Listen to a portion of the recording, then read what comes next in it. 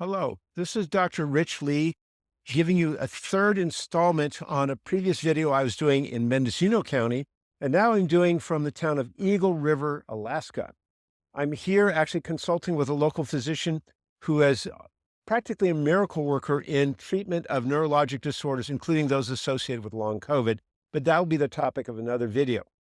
In my previous videos, I mentioned two supplements, and I talked about the first one called DIM or 3,3-diethylmethane.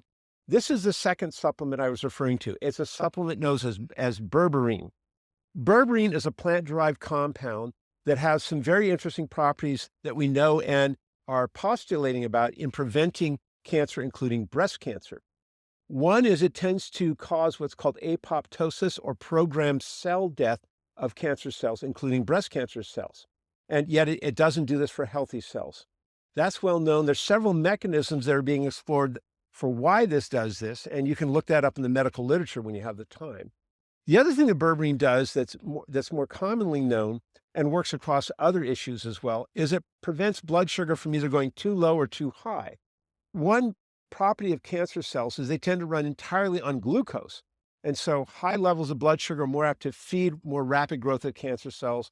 Lower levels would tend to starve them out so they don't grow as more rapidly. That's a mechanism of berberine that also may benefit people who are diabetic or pre-diabetic.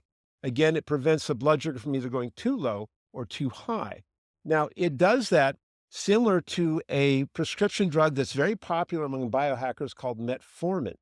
Now, metformin works by the same mechanism, preventing either excessively high or excessively low blood sugar, pardon the mosquitoes, and it has three properties that may be of concern. Number one, if you're taking it and you're not a diabetic, you'll be labeled as a diabetic by either another physician or your insurance company, which could cause trouble. Second, it has a significant side effect in many people, not a majority, of causing diarrhea. And the third, that's more subtle, if you're an endurance athlete, it tends to lower what's called the lactate threshold, meaning the level at which your muscles will build up lactic acid during endurance exercise and slow down your efficiency and even cause muscle aches. So those are three properties of the drug met that are not present in berberine, which has the same benefits. We'll have another discussion on berberine and diabetes prevention, as well as helping with weight loss. But for right now, look it up in terms of cancer protection, cancer prevention, and it's even being investigated as very forms of cancer treatment.